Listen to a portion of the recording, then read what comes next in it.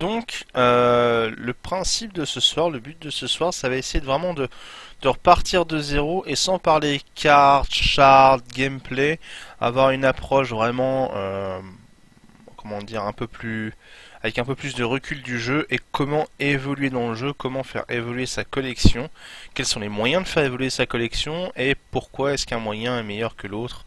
J'essaierai de fournir aussi quelques astuces à mesure d'émission. Donc la première chose déjà quand on arrive sur X, là, directement on nous agresse, on nous demande bon, toi là-bas, qu'est-ce que tu veux choisir en starter? Alors comment choisir son starter? À vrai dire, le choix a l'air innocent quand on arrive sur le jeu, mais en fait il ne l'est pas du tout parce que il faut quand même dire que bon déjà c'est pas facile, faut le dire, d'équilibrer des starters dans le jeu, mais là il y a quand même des différences notables. Déjà on peut dire qu'il y a deux générations de starters. La première génération de starters c'est celle qui avait vu le jour avec le set 1, donc le lancement du jeu pardon, avec le starter humain, le starter orc, le starter nain et le starter shinare. Puis il y a eu une seconde vague de starters avec l'arrivée du set 3 qui comporte donc les elfes, les coyotes, les nécrotiques et les vénènes. Donc quand vous arrivez sur le jeu, vous allez avoir le choix entre ces 8 starter decks. Alors, je vais juste simplement rapidement les décrire et vous donner un petit peu une note, peut-être pas forcément une note, mais vous le conseillez ou vous le déconseillez. Donc on est parti. On va commencer par le starter humain. Donc on va commencer par les vieux starters déjà. Le starter humain, c'est un starter. Donc déjà première chose, avant que j'aille plus loin, avant que je ne me perde, notez une chose, c'est que tous les starters sont tribaux. C'est assez, c'est quelque chose que j'ai remarqué après. C'est pas vraiment à thème, ils sont vraiment tribaux, c'est-à-dire les humains, les orques, les elfes. En commençant par le starter humain, donc ce que ça va, on va dire, mettre en avant le starter humain, ça va être la capacité d'inspiration. La capacité d'inspiration fait que les humains se renforcent les uns après les autres. C'est-à-dire qu'un humain va buffer tous les autres humains, qui lui-même va buffer tous les autres humains, jusqu'à ce que vous arriviez à avoir des créatures qui sont plus fortes que l'adversaire. L'avantage, c'est que quand vous arrivez sur le moyen terme, les longues parties, vos créatures sont vraiment très très grosses pour leur coût. Le principal défaut, les deux principaux défauts que je donnerais, c'est que 1, le jeu est relativement lent, et de 2, il faut quand même établir un board. Voilà. Le starter est bon, c'est pas le meilleur, c'est pas le moins bon, il est relativement équilibré. Ce n'est pas celui que je prendrai moi-même, parce que je le trouve justement trop équilibré, il ne fait pas assez de... Comment dire, il est pas assez violent en fait, je trouve, mais bon. En tout cas, si vous aimez bien les humains, etc., ce n'est pas un mauvais choix. Deuxième starter que je vais décrire, il y a le starter orc. Alors, le starter orc, pour le coup, est, je pense, même encore à l'heure actuelle, le starter avec lequel c'est le plus efficace d'évoluer. C'est-à-dire que le starter lui-même est bon, les cartes que vous avez gagnées sont relativement bonnes, et les cartes à acheter ne sont pas très très chères pour faire évoluer le deck de façon correcte, on va dire, de façon suffisante pour avancer dans X. Donc clairement, je pense que des 8 starters, c'est probablement celui qui vaut le plus le coup. Probablement. Ensuite vient le starter dwarf. Alors, le starter dwarf est probablement celui qui est le plus complet de tous. Même avant l'arrivée du set 3, je l'aurais probablement conseillé un peu plus haut, au même niveau que les orques. Le souci est que dans le set 3, il n'y a pas beaucoup de support pour les jeux artefacts et les jeux nains. Donc nains et artefacts, c'est lié. Hein. Donc prendre le starter nain maintenant, à très court terme, ça va être bien parce que le starter est bon. Par contre, dans le moyen terme, quand vous allez essayer d'obtenir des cartes, ce seront des cartes de set 1 et de set 2. Et du coup, un tout petit peu moins facile à obtenir, un tout petit peu plus cher. Donc, il y a de ça 2 mois, j'aurais dit ok. Là maintenant, je pense que c'est plutôt sage de vous le déconseiller. D'ailleurs, en parlant de déconseiller, on va passer au starter Shinare, qui est le dernier starter, on va dire, de la première vague et du premier set. Clairement un deck à déconseiller. Alors les lapins, ils sont beaux, ils sont mignons, des Evil Rabbits, c'est toujours sympathique, mais en fait là pas du tout. Je pense clairement qu'on peut dire que c'est le pire des 8 starters, donc évitez-le. Ensuite, on va passer au starter de la nouvelle génération. Donc il y a le starter elf. Le starter elf, grosso modo, vous allez poser des elfes qui vont générer de la mana, qui vont vous faire accélérer le jeu pour ensuite vous développer plus vite et surtout mettre des plus gros stacks sur la table. Clairement pas mauvais. Au niveau des améliorations possibles, c'est pas très dur d'améliorer le deck, mais il est un petit peu au même niveau que le deck humain pour moi. C'est-à-dire que c'est un bon jeu, c'est pas le meilleur, mais intéressant. D'ailleurs, je pense que cette catégorie de bon jeu, mais pas le meilleur, va tout simplement valoir pour tous les autres. Hein. C'est-à-dire que vraiment l'orque est au-dessus, et après avec les autres, vous pouvez vous débrouiller. Les deux à éviter étant nain et Shinare. Donc pour faire rapide, les coyotes, eux, vont mettre en avant une capacité qui s'appelle la prophétie, qui permet de faire... C'est un tout petit peu comme l'inspiration, mais c'est beaucoup plus ponctuel. C'est-à-dire que un coyote va arriver à dire le prochain coyote que tu pioches sera encore meilleur. C'est pas pareil que l'inspiration. L'inspiration nécessite que votre créature reste sur la table. C'est un tout petit peu différent, mais ça se ressemble quand même dans le fond. Ensuite, il y a le starter nécrotique qui lui va clairement mettre l'accent sur la capacité de shift. Cette capacité de shift va vous permettre d'obtenir des capacités spéciales sur chacun de vos nécrotiques. On va dire qu'il s'échange les capacités, ou plutôt qu'il transfère les capacités d'une carte vers l'autre. C'est assez intéressant, je pense que c'est le deck le plus intéressant à jouer en termes de mécanique. C'est probablement aussi celui qui est le plus dur à prendre en main d'après moi. Et pour finir, le starter Vennen. Donc si vous aimez bien les araignées, sait-on jamais. Là le principe c'est de pourrir le deck de l'adversaire. Vraiment de pourrir le deck de l'adversaire, de faire en sorte que la plupart des cartes que votre adversaire puisse piocher vous profitent directement. C'est un style de jeu qui je sais plaira à beaucoup de gens. Pourquoi pas, c'est un deck qui est complètement capable de bien évoluer, d'évoluer assez facilement. Voilà, donc ça c'est pour les premiers pas, vous êtes obligé de passer par là, il n'y a pas d'alternative, on vous dit paf, prends ton starter. Oui mais alors quoi? Qu'est-ce qui se passe après? Bah après vous allez devoir faire vos premiers pas. Hein. Alors vos premiers pas, je vais essayer de les décrire donc de façon ordonnée. La première chose à faire, vous devez suivre avec attention, j'insiste, avec attention le tutoriel. Parce que les tutoriels c'est souvent chiant, c'est souvent boring. Et là, très sincèrement, il est chiant et il est boring. Néanmoins, il y a un nombre incalculable d'informations qui sont données dans ce tutoriel. Et très sincèrement, chacune d'entre elles est assez précieuse. Surtout si vous êtes relativement néophyte dans le jeu de cartes. Donc, forcez-vous à suivre le tutoriel de façon vraiment avec beaucoup d'attention, si vous voulez pas être dans le mal. Ensuite, deuxième chose que vous allez devoir faire, vous allez devoir compléter les épreuves. Quand vous allez arriver sur le jeu, vous verrez que vous pourrez compléter des épreuves. Je crois que c'est épreuve en français. Chaque épreuve que vous allez terminer va vous offrir soit des golds, soit des cartes supplémentaires. À chaque fois que vous allez remplir une épreuve, vous allez récupérer un mail in-game qui va vous expliquer un petit peu où les récupérer, comment les récupérer, ce que vous avez récupéré. Ce qui est en troisième truc, lire les mails et récupérer ses récompenses. Ensuite, une fois que vous avez terminé les épreuves, une des choses que je vais vous conseiller et que je vais beaucoup vous conseiller dans la suite de ce guide, c'est de prendre le temps de lire les cartes que vous avez obtenues. Ça paraît très bête, mais lisez en profondeur les cartes que vous avez eues, essayez de comprendre ce qu'elles font vraiment. Et c'est la première fois que je vais le dire ce soir, mais je vais le dire souvent, et que c'est un jeu où on se doit d'étudier beaucoup ce qu'on a, les cartes, et étudier beaucoup le contexte, si vous voulez vraiment progresser. Il faut prendre son temps. Voilà. Alors, que faire après ces premiers pas? Parce que bon, ça va vite. En une heure, allez, 1h30, on a fini tout ça. Si on est vraiment discipliné, en 1h30, on a largement fini tout ça, même si on est très lent. Alors, la prochaine étape va être pour vous d'essayer de vous frotter à l'arène de glace. L'arène de glace, qu'est-ce que c'est?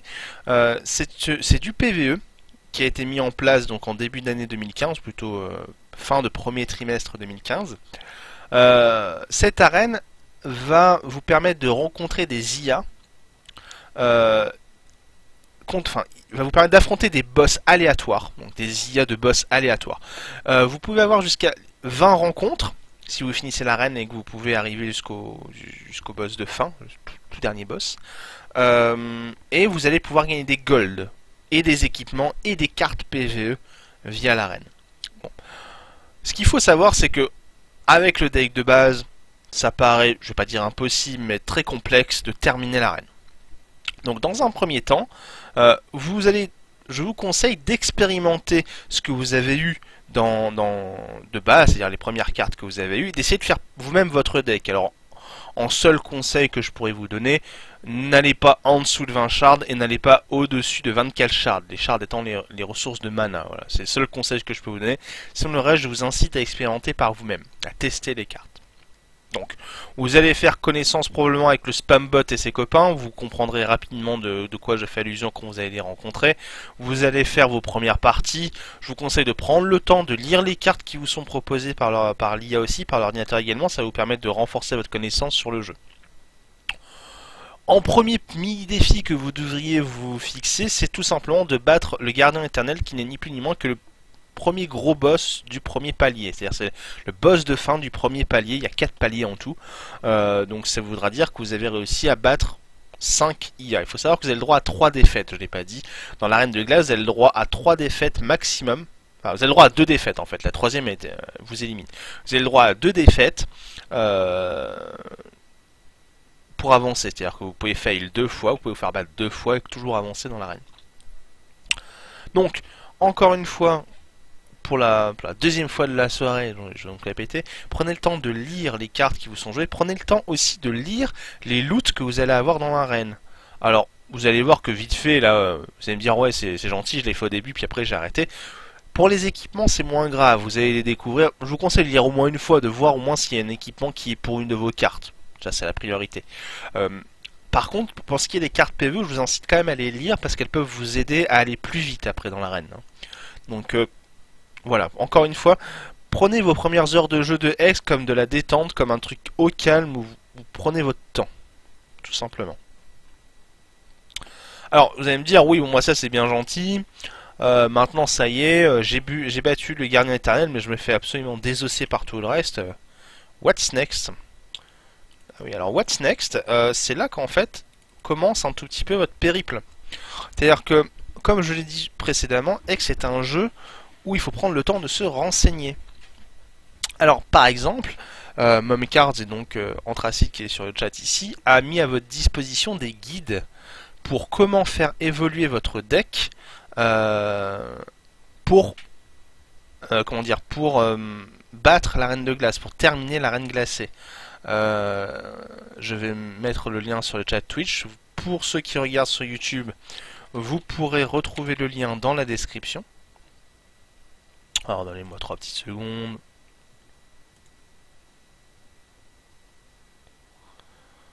Hop. Guide. Voilà. Je vais me lien ici. Donc notre ami Anthracite qui nous a fait un guide où il décrit comment améliorer chaque starter. Donc il a pris chaque starter, il a essayé de guider les gens en disant bah voilà, si vous voulez améliorer votre deck à court terme, vous pouvez avoir ça, à moyen terme vous pouvez faire ça, et sur le long terme voici votre objectif final pour réussir à farmer correctement l'arène avec votre deck.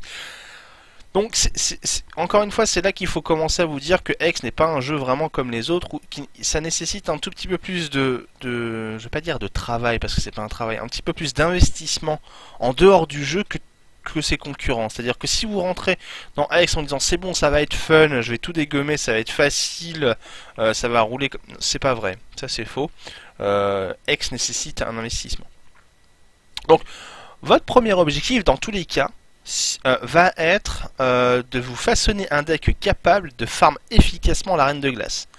Qu'est-ce que ça veut dire farmer efficacement l'arène de glace? C'est-à-dire que déjà, 1, arriver au bout de l'arène, ça c'est le premier objectif, et de 2, réduire le temps que vous mettez à clean l'arène. Bah oui, parce que, encore une fois, déjà que Hex est un jeu qui nécessite du temps, si en plus vous prenez tout le temps du monde pour finir vos arènes, à un moment donné, il va falloir penser efficacité. Donc encore une fois, je vous renvoie au lien qui est assez bien expliqué, c'est assez détaillé quand même cet article, donc vous pourrez y trouver votre compte. Autre conseil que je peux vous donner, qui est toujours dans la même veine que tout ce que je vous ai dit avant, c'est pendant vos innombrables premières heures de farm, parce qu'au début vous allez utiliser l'arène comme moyen d'apprendre un petit peu à jouer, de connaître les mécaniques, de découvrir les cartes que votre adversaire va vous jouer, donc ça va être cool, mais au bout d'un moment vous allez commencer un tout petit peu à vous ennuyer. Plutôt que vous ennuyer bêtement devant une IA, essayez de regarder des streams, que ce soit des streams FR ou anglophones si vous n'êtes pas vous-même anglophobe, de vous renseigner, de regarder les fansites, les sites communautaires, pour voir encore une fois un maximum d'informations sur le jeu. Qu'est-ce que je peux faire avec le deck? Qu'est-ce qui existe comme carte qui pourrait améliorer mon deck? Quelles sont les idées? Comment je fais en fait? C'est tellement vaste Hex qu'au bout d'un moment, si vous essayez de tout apprendre par vous-même, vous allez avoir des problèmes. Il y en a qui ont essayé. Alors, voilà où commence le côté fun, ou le côté qui différencie Hex des autres jeux de cartes. Hex est un TCG, et c'est le seul actuellement sur le marché en dehors de MTGO. Mais MTGO est un jeu qui est, donc Magic the Gathering Online, est un jeu dont l'investissement pécunier est vraiment beaucoup trop élevé pour un joueur moyen, je dirais. Qu'est-ce que ça veut dire que c'est un TCG? Ça veut dire que les cartes sont échangeables et ont une valeur. C'est-à-dire qu'à partir du moment où vous possédez une carte, vous pouvez l'échanger à un autre joueur pour une autre, pour soit de la monnaie, soit pour une autre carte. Il y a donc un hôtel des ventes. Et ce qui veut dire aussi qu'il y a une économie autour de Hex. Alors voilà, donc je vous ai préparé un petit truc pour essayer de vous expliquer tout ça. Alors, je vais prendre un exemple qui est fort bien connu des vieux joueurs de Magic avec le Tommy, le Spike et le Timmy. Sauf que ce coup-ci j'ai pris d'autres noms, vous allez très rapidement comprendre. Donc, dans Hex, il y a 3 types de joueurs. C'est-à-dire que là je vais essayer de vous faire un bilan de l'économie, il faut que je commence par quelque chose, je vais essayer de commencer par là. Première chose que je vais essayer de statuer, c'est ça. Il y a 3 types de joueurs dans Hex. Premier type de joueur dans Hex que vous allez pouvoir rencontrer, je les ai appelés les Yann. Alors pourquoi les Yann? Parce qu'en fait Jean est le prénom le plus répandu au monde et je me suis dit, il faut bien que je trouve des prénoms à ces gens-là. Je les appelais les Yann. Alors c'est qui les Yann généralement? Alors les Yann généralement sont des joueurs qui ne prêchent que par le free-to-play. Ils ne veulent pas dépenser un sou dans le jeu, que ce soit par contrainte, par choix ou même par défi. Et ils sont fondamentalement ceux qui vont avoir le plus besoin de se servir des échanges entre les joueurs. Donc en gros, ce sont les joueurs qui sont le plus susceptibles de se servir de tout ce que je vais raconter ce soir. Ils vont pour la plupart se concentrer à achever un seul objectif à la fois. Cet objectif peut être l'obtention de cartes ou un deck. Ça peut être la satisfaction de Perfect l'Arène, ça peut être la satisfaction de finir son premier deck PvP sans avoir dépensé un seul centime. Ça, c'est la première catégorie de joueurs qu'on va retrouver dans Hex. La deuxième catégorie de joueurs qu'on va pouvoir retrouver dans Hex, je les ai nommés les Johan. Ouh, pardon. Les Johan, je disais. Johan qui vient toujours de la même étymologie de Jean. Les Johan sont des joueurs qui ne vont pas hésiter à mettre quelques euros s'ils peuvent sauver de nombreuses heures de farm, mais qui ne vont pas non plus mettre leur salaire. Alors, il faut savoir que généralement ces joueurs sont des joueurs qui sont allergiques au PvE, qui n'aiment pas farm, globalement. Le truc c'est que mettre de l'argent dans le jeu ne suffit pas, c'est-à-dire que soit vous mettez une énorme somme, soit si vous mettez un tout petit peu d'argent, il va quand même vous falloir être malin et avoir des résultats en PvP si vous voulez pouvoir continuer dans cette voie-là, parce que sinon, tout ce qui va se passer c'est que vous allez juste mettre de l'argent, perdre, remettre de l'argent, perdre. C'est pas le but, clairement c'est pas comme ça que ça va fonctionner. Et puis, il y a une troisième catégorie de joueurs que j'ai appelé les Yannick. Alors, qu'est-ce que c'est les Yannick? Alors, les Yannick, eux, ce sont les joueurs qui ont des moyens bien supérieurs à la moyenne. Ou alors, ils ont une passion qui est vraiment dévorante, ils adorent le jeu de cartes et ils mettent leur argent sur la table quand il s'agit de jeux de cartes. Ils ont les moyens d'acheter beaucoup de platine, donc les platines étant la monnaie du jeu, et n'hésiteront pas à mettre un prix élevé pour chaque carte manquante de leur collection. Ils veulent tout avoir, dans toutes les versions, et ce sont eux qui vont permettre aux joueurs, aux Yann, de rester dans le jeu et d'évoluer en free-to-play. Bah oui, parce que ce sont ceux qui achètent des platines et injectent des platines dans le marché qui vont permettre à ceux qui essayent d'être free-to-play de rester en free-to-play. Voilà. Alors, pourquoi est-ce que j'ai commencé par là? Parce qu'il faut bien comprendre que sans les Yannick, il n'y a pas de Yann, mais sans les Yannick sont bien emmerdés quand même.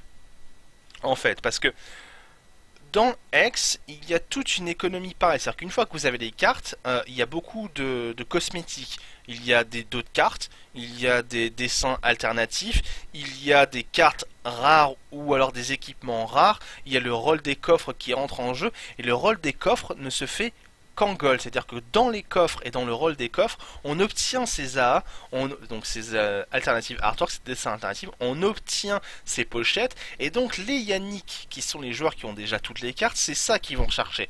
Mais le problème, c'est que ces Yannick, c'est pas ceux qui vont farmer en PvE, les Yannick, eux, vont acheter votre gold à vous, ce que vous avez farmé dans l'arène, pour obtenir cela. Donc c'est eux qui vont financer, plus ou moins, votre côté free-to-play. Donc il faut bien avoir à l'esprit ça pour essayer d'évoluer dans X, parce que c'est très très important à comprendre que l'économie c'est pas juste un échange par une autre. Ces catégories existent et il faut savoir en tirer profit, parfois il faut savoir être malin. Alors, qu'est-ce que j'ai d'autre à vous proposer sur l'économie, parce que ce n'est pas fini évidemment. Alors, vis-à-vis de l'économie X, la deuxième chose à bien comprendre, c'est comment est-ce qu'on a accès au PVP, parce que oui, vous pouvez aller en Proving Ground, mais en fait, le réel intérêt du PVP dans X, c'est de augmenter votre collection, parce que depuis tout à l'heure, on parle d'avoir des cartes PvE, des équipements PvE, des golds, tout ça c'est très bien, mais comment est-ce qu'on obtient les cartes au fond? Une méthode pour obtenir les cartes, en dehors d'acheter des platines à la boutique, c'est de participer aux events PvP. Pourquoi? Parce que ces events PvP, quand vous allez y participer et gagner, en tout cas pas forcément gagner tous les events, mais gagner avoir des victoires dans ces events, vont vous permettre, en plus des boosters que vous avez mis en mise de départ, d'en récupérer d'autres. Donc, le truc, c'est qu'il faut déjà connaître un petit peu quels sont ces events, quels sont les frais d'entrée, et qu'est-ce que vous pouvez gagner dessus. Donc, on commence. Les events PVP, donc je viens de dire blablabla. Alors, premier event PVP qu'on peut retrouver, hop, non, les drafts. Les drafts, c'est pareil, vous allez pouvoir retrouver sur Mumcards quelque chose qui détaille les drafts, quelque chose qui détaille ce que c'est la draft. Là, je suis pas là pour vous parler de ce que font les divers, ce que sont les divers formats. Je vous invite simplement à visiter notre site pour vérifier ce que c'est, pour voir ce que c'est. Il y aura des liens dans la description YouTube, j'imagine qu'il y aura des liens sur le chat Twitch quand ça va pop et vous pourrez regarder. Mais les drafts sont un format de jeu particulier dans X qui vous permet de jouer en PvP, donc de jouer contre d'autres joueurs et d'obtenir d'autres cartes. Qu'est-ce qu'on a en draft? Il y a deux types de draft. Premier type de draft, le draft suisse. Le draft suisse, les frais d'entrée, ce sont 3 packs 7-3 actuellement, donc ça va être toujours 3 packs. Là, actuellement, ce sont 3 packs 7-3 à la date du 2 septembre, mais ça sera toujours 3 packs, que ça soit 7-1, 7-2, 7-3, peu importe, on pourrait être 7-18, c'est la même chose, il y aura toujours 3 packs. Plus 100 platines, ça ce sont les frais d'entrée. Le déroulement, vous allez faire 3 matchs en rond suisse. Qu'est-ce que ça veut dire en rond suisse? C'est simplement en fait que vous allez faire les 3 matchs, quoi qu'il arrive, et que vous allez être appareillé avec des gens qui ont le même nombre de victoires que vous. Au niveau des récompenses, vous allez gagner un pack 7-3 par victoire. Ce qui veut dire que si vous gagnez 3 parties, vous gagnez 3 packs 7-3. Donc vous récupérez les 3 packs 7-3 de base, mais vous ne récupérez pas les 100 plates. Alors quels sont les avantages du draft suisse? Les avantages du draft suisse, c'est que déjà, vous allez faire vos 3 parties. C'est-à-dire que vous allez faire 3 matchs et vous allez accumuler de l'expérience. Le deuxième avantage du draft suisse, c'est que le niveau est globalement plus bas que dans tous les autres events PVP du jeu. Troisième avantage du draft suisse, c'est quand même assez difficile de repartir bredouille puisqu'il faut faire 0 victoire en 3 matchs. Généralement, ça paraît assez sauf de se dire que si vous rentrez dans le draft suisse relativement préparé, vous allez au moins obtenir une victoire, ce qui vous permettra au moins de récupérer un pack 7-3 dans tout ça. Au niveau des désavantages du draft 6, le premier désavantage du draft 6, c'est que c'est long, parce que 3 rondes c'est long, donc il faut avoir du temps devant soi. Et le deuxième désavantage du draft 6, c'est que comme vous le voyez, même si vous faites un perfect, même si vous faites 3 victoires sur 3, vous rentrez à peine dans votre investissement de départ. C'est pas rentrer, parce qu'en fait, votre investissement de départ, ce sont les 3 packs que vous allez ouvrir. Vous allez garder les cartes, ça c'est très important, vous gardez les cartes que vous ouvrez. Donc, on va dire, ce que vous pouvez gagner, c'est à peine ce que vous avez mis. Ce qui veut dire que vous ne pouvez pas vraiment partir en infini. C'est très compliqué de partir en infini et d'enchaîner les drafts comme ça. C'est possible, mais c'est très compliqué. C'est ce qu'on appelle l'expected value. Il y a une émission sur Mumcards que vous devez pouvoir retrouver sur YouTube en fouillant notre channel, qui parle de lever de l'expected value et qui vous montre que drafter en draft 6, si vous comptez partir en infini, c'est compliqué. Néanmoins, pour se forger une expérience et pour, on va dire, limiter la casse lors de vos premiers drafts, je vous conseille vraiment de faire du draft suisse. Alors, deuxième type de draft qu'on peut trouver, ce sont les drafts compétitifs. C'est le même format, les drafts compétitifs. C'est la même chose, c'est-à-dire que on donne 3 packs et 100 platines. Par contre, le déroulement, ce n'est plus de la ronde suisse, c'est de l'élimination directe. Et vous faites 3 matchs maximum, c'est-à-dire que vous faites une victoire, soit une victoire, soit 2 victoires, soit 3 victoires. Première défaite, vous sortez. En termes de récompenses, si vous faites une win, vous avez 2 packs. Si vous faites 2 wins, vous avez 3 packs. Et si vous faites 3 wins, vous avez 5 packs. Bon. Quels sont les avantages de ce truc? Déjà, 1. Comme vous pouvez le voir, le V est bonne, donc l'expectabilité, c'est-à-dire que vous pouvez gagner, est vraiment très bon, puisque si vous gagnez le draft, vous gagnez plus que ce que vous avez investi, donc forcément vous allez pouvoir partir en infini. Le défaut de ça, c'est que si jamais vous perdez au premier tour, vous ne gagnez rien.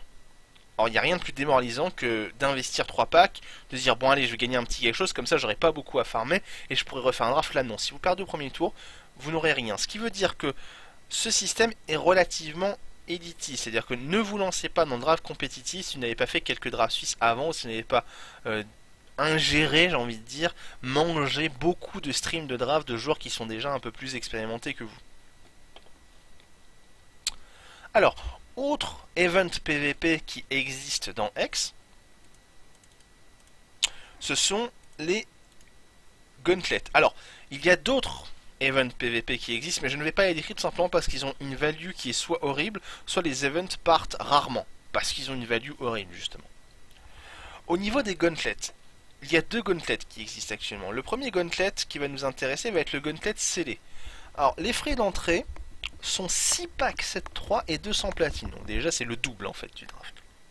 En termes de déroulement, ça ressemble beaucoup à une arène d'Hearthstone, sauf que là, enfin, ça ressemble à une arène d'Hearthstone dans le sens où quand vous arrivez à 3 défaites, vous êtes éjecté. Soit vous faites 5 wins, soit vous faites 3 défaites. C'est-à-dire que ça s'arrête au premier event en rencontre. C'est-à-dire que soit vous faites 5 wins, ça s'arrête, soit vous faites votre 3ème défaite et ça s'arrête. En termes de récompense, donc là il y a une petite faute, je m'excuse. Donc une win, c'est une win par fin. Une win égale un pack. C'est-à-dire que si vous faites une win, vous avez un pack, 2 wins, vous avez 2 packs, 3 wins, etc., etc. Et si vous faites les 5 victoires, vous avez 6 packs.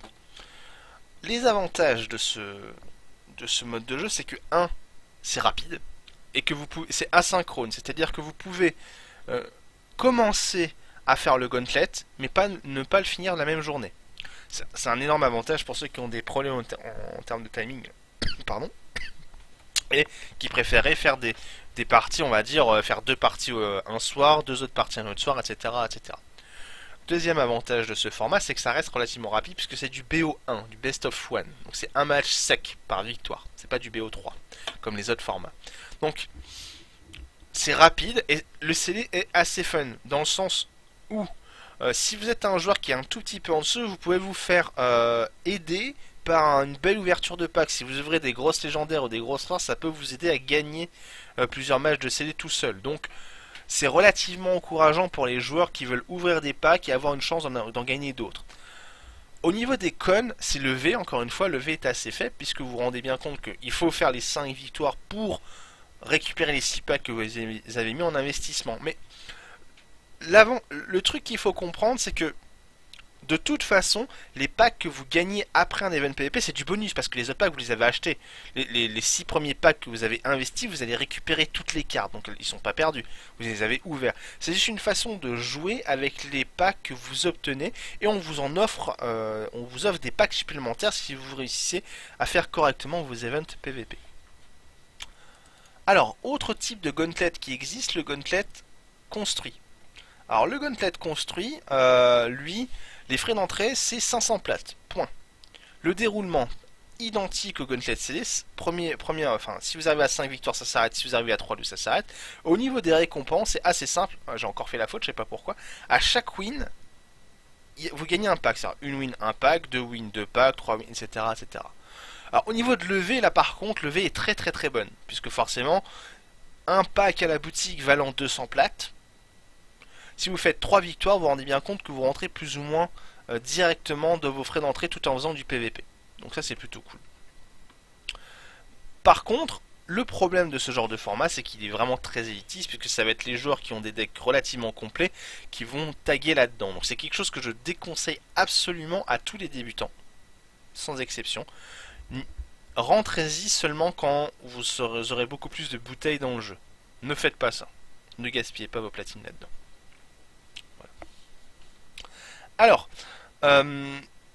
pour continuer dans l'économie de Hex, maintenant que j'ai mis en place, que je vous ai expliqué quels sont les types de joueurs de Hex, comment fonctionnent les events PVP, la prochaine question à laquelle je me devais de répondre, c'est maintenant que je sais quels sont les frais d'entrée, que je connais Reward, comment on obtient ces frais d'entrée. Bah oui, parce que c'est bien gentil tout ce que je raconte depuis tout à l'heure, il y a du PVP, il y a du ci, il y a du ça, je vais devoir farmer des golds, mais alors les golds, c'est pas des platines, mais comment les platines ça fonctionne, comment est-ce que je peux récupérer des platines? Bah en fait, encore une fois, c'est là où le Hex est différent de tous les autres jeux et où il va falloir faire marcher votre fibre commerçante et il va falloir faire des échanges. Il va falloir commercer avec les autres joueurs afin d'obtenir ce que vous voulez. Alors, pour ce faire, j'ai fait un graphique qui était assez simple que je vais vous expliquer. La première étape, c'est de farmer des golds.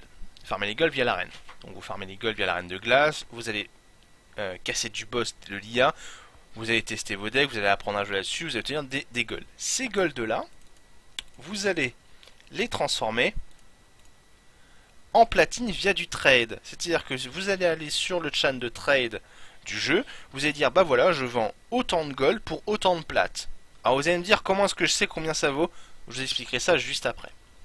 Donc une fois que vous avez trouvé votre acheteur, et il y en a dans le jeu, puisque ce sont les Yannick qui vont vous acheter à vous, les Yann, vos golds, pour que eux puissent roll leur coffre et obtenir leurs petites cosmétiques et leurs petits tutus roses pour leurs cartes.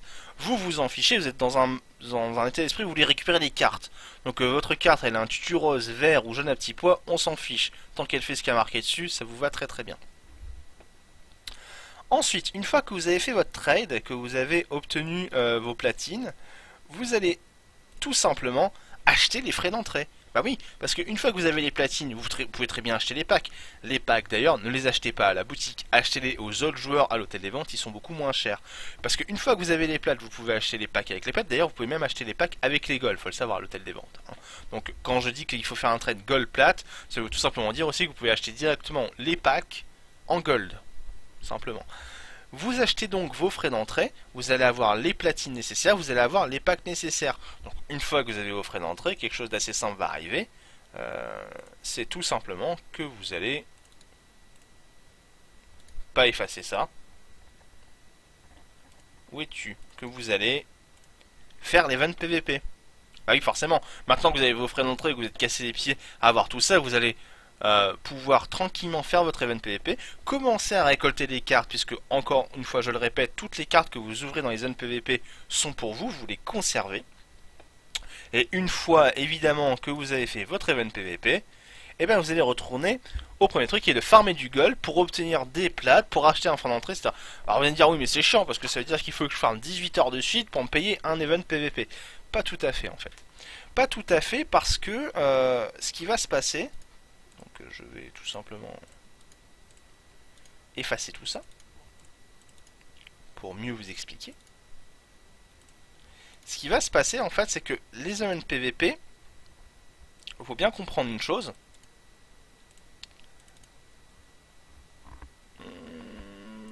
Voilà, je me disais bien aussi. C'est que 1. Vous conservez toutes les cartes obtenues. 2. Je vous ai dit au début qu'il va falloir vous fixer des objectifs. Donc vous savez très bien quel genre de carte vous voulez, quel genre de carte vous ne voulez pas. Donc vous pouvez très bien revendre les cartes obtenues dans ces events PVP qui ne correspondent pas du tout à votre objectif sur le moyen ou long terme. Vous allez les revendre contre des platines. Ces platines vont vous rapprocher de ces frais d'entrée requis pour rentrer dans les events PVP. Donc c'est ce que je marque en dessous. C'est très important de se fixer des priorités dans les cartes à obtenir.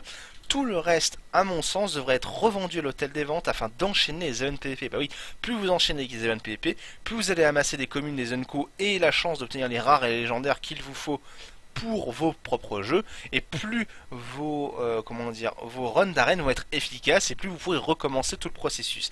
Et c'est comme ça qu'on arrive tout doucement à augmenter sa collection. Alors, tout ça, évidemment, ne va pas suffire pour avancer rapidement dans le jeu. Il va vous falloir quelque chose qui est assez unique, que certains ont de façon innée, que d'autres détestent. C'est quelque chose qui va faire la différence entre le fait que vous allez rester sur le jeu ou pas, généralement. C'est tout simplement avoir la fibre commerçante. Pourquoi? Parce que, encore une fois, avec cet TCG, vous allez devoir parler avec des gens, discuter avec des gens, et encore là, vous avez de la chance. Vous n'avez pas affaire avec leur odeur corporelle ou leur haleine. Vous allez juste à discuter avec eux dans le langage de Shakespeare. Bon, ça peut être un problème, puisque en effet, la plupart des gens vont parler anglais sur le jeu. Donc, il va falloir vous faire un petit peu, comment dire, un petit peu mal. Mais bon, si Repet, notre boss et Dieu à tous, a réussi à le faire alors qu'il parle pas plus de 4 mots d'anglais, je pense que vous pourrez faire des efforts et au pire, ça vous fera un petit peu augmenter votre niveau en anglais.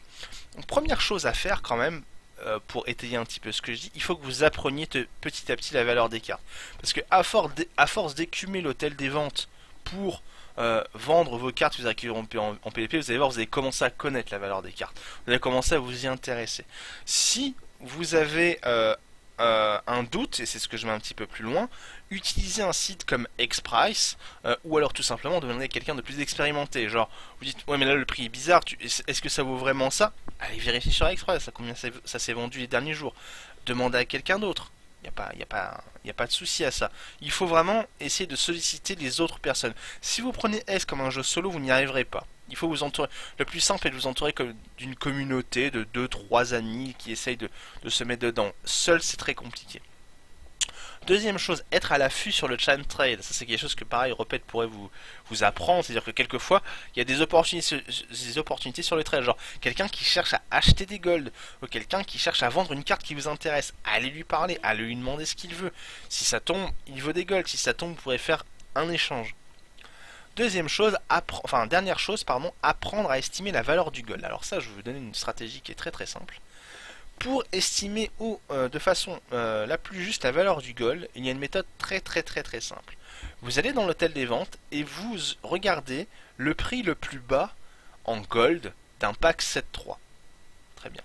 Et maintenant, ce prix en gold du pack 7-3, vous allez le mémoriser dans votre tête et vous allez regarder dans ce même hôtel des ventes le prix le plus bas en platine de ce pack 7-3. Vous faites le ratio des deux et vous aurez votre ratio de gold platine du moment.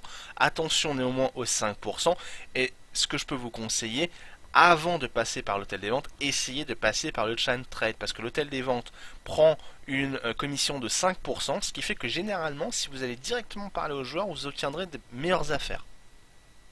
Voilà. Alors, maintenant que j'ai essayé de vous guider là-dessus, j'espère que déjà vous avez une idée un tout petit peu plus claire du processus pour augmenter votre collection, et je vais donc en profiter pour passer au mot de la fin de cette émission. Alors le mot de la fin de cette émission, c'est simplement que X est un jeu dont la profondeur est un vrai plaisir à sonder, mais il faut quand même se rendre compte qu'il faudra beaucoup de patience et du temps, le jeu est chronophage, pour avoir une collection qui est décente. Si le jeu vous plaît vraiment et que vous pouvez investir, ça va vous sauver de nombreuses heures de farm. À partir du moment où vous avez un capital de platine, c'est très facile de faire des affaires. C'est comme le poker, c'est comme tout en fait, c'est comme la finance en fait, c'est comme n'importe quelle économie. Si vous avez les moyens d'investir sur une carte que vous savez qu'elle va monter les prochains jours, vous allez faire du bénéfice. C'est très facile de faire ça. Dernière chose, les streams et les événements communautaires sont probablement le meilleur moyen d'obtenir des coups de pouce dans votre quête de cartes. Alors pour ceux qui sont sur le chat de Memcards Twitch, ils le savent très bien, le nombre de giveaways qui est fait par les communautés est juste démentiel. Le fait de trouver une communauté, de trouver des gens qui essayent de vous aider comme ça est un énorme plus. Il faut vraiment s'en rendre compte. Encore une fois, X c'est peut-être un jeu de cartes, donc il dit jeu de cartes solo, mais y jouer seul est vraiment pas très réaliste en fait. C'est vraiment un jeu où vous allez avoir besoin de vous entourer d'autres personnes pour essayer d'avancer au mieux. Et puis la dernière chose dans le mot de la fin, c'est essayer d'avoir du fun et amusez-vous dans le jeu, amusez-vous à build et prenez le temps. C'est pas un jeu où la rapidité est son avantage, donc ça sert à rien d'essayer d'être le plus rapide du monde. Si vous êtes trop impatient, probablement que X vous allez le laisser tomber rapidement. C'est un jeu où il faut prendre son temps, où il faut étudier le jeu. C'est un jeu un peu plus pépère, j'ai envie de dire, que ses principaux concurrents. Faut prendre conscience de ça et essayer d'avancer à son rythme, tout simplement. Voilà, donc j'espère que ça vous a plu. Pour ceux qui sont sur le chat Twitch, vous allez devoir juste patienter que je coupe afin que Repète puisse faire une jolie émission YouTube. Quand je reviendrai, pour un petit peu montrer ce que je dis dans le mot de la fin, quand je reviendrai sur le chat Twitch, je ferai un giveaway, enfin même 8 giveaways. Donc vous voyez, pour tous ceux qui sont sur YouTube, vous avez loupé quelque chose, vous auriez dû être sur le chat Twitch à ce moment-là. Je ferai un giveaway, donc en espérant que ça va vous aider à avancer votre collection, voire même à les revendre pour obtenir d'autres cartes. Bye bye tout le monde, et à tout de suite pour ceux qui sont sur le chat Twitch.